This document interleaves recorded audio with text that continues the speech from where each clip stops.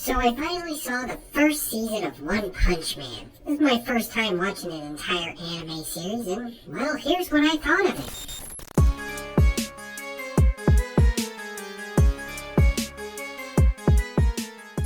First season of One Punch Man, the action-packed Japanese adaptation of Caillou. One Punch Man chronicles the adventures of Saitama, a 25-year-old baldo who's super into Zumba. Despite being really good at fisting, he's bored as frack saving the city from lobsters and anti-vaxxers. I am Vaccine Man! After defeating a very zealous Red Cross worker... Come on, that wasn't nearly enough blood to satisfy my needs. He takes on Genos, a kindly cyborg from the Sharper Image. They form a fraternity, immediately shutting down some science nerds. He runs into a weird-looking hedgehog named Sonic, who's never heard of him. Really, take a good look at me! And then runs into him again, with his fist. Oh! Right in the lungs! Turns out, Saitama forgot to register as a hero, because the forms aren't online, and it's way more confusing than it should be for something everyone needs to do. He takes a test, nails the whack-a-mole portion, but fails the written whack-a-mole portion. Unfortunately, Genos walks away with the higher grade, while Saitama gets a C, ruining his chances for Dartmouth. Even after sending a meteor back to the meteor store and filleting a fish, Saitama still can't get no respect. No way, no how. A spaceship shows up, because why not? With another guy who's really good at fisting, and hating his life. Saitama whoops him. No big whoop. And the heroes build a new clubhouse, when they should really think about moving to a new city where monsters don't show up every goddamn day. One Punch Man pokes fun at the tropes of shonen anime, not to be confused with comedian Shonen O'Brien. The term refers to the target audience of young, impressionable males. These animes are typically full of action, exploring themes of friendship and prevailing against the odds, evens, and whatever zero is. Saitama is the opposite of typical shonen protagonists, who often boast hot facial features and equally hot, meaningful backstories.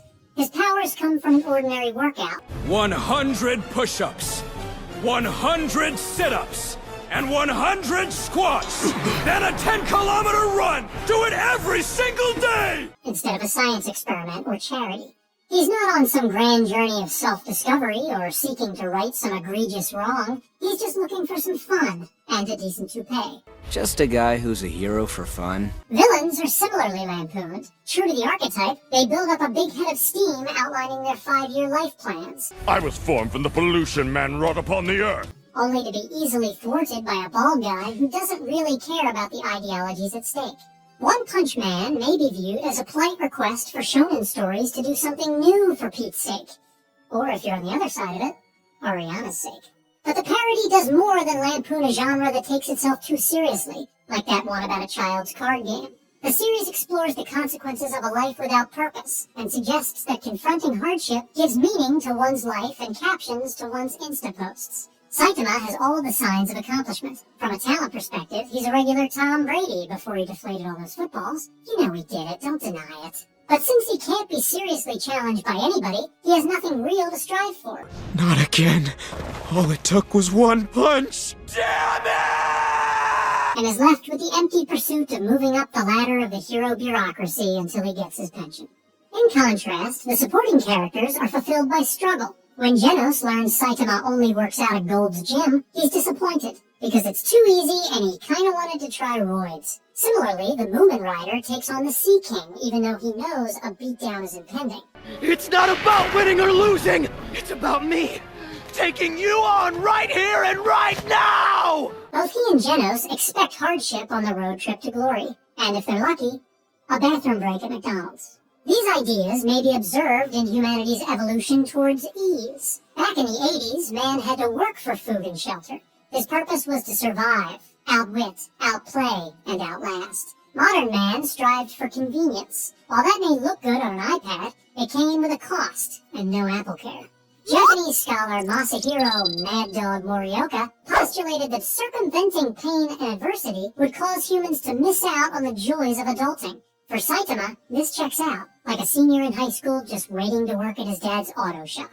Of all of his foes, only Larry the Lobster was satisfying, because he presented a real challenge. Similarly, the Paradiser's mission to achieve an effortless life is a snooze festival. We will continue to riot until food, clothing, and shelter are provided free of charge to those who do not work. Sounds pretty boring. But if you give me the choice between the easy way and the hard way, I pick the way that makes the most money every time.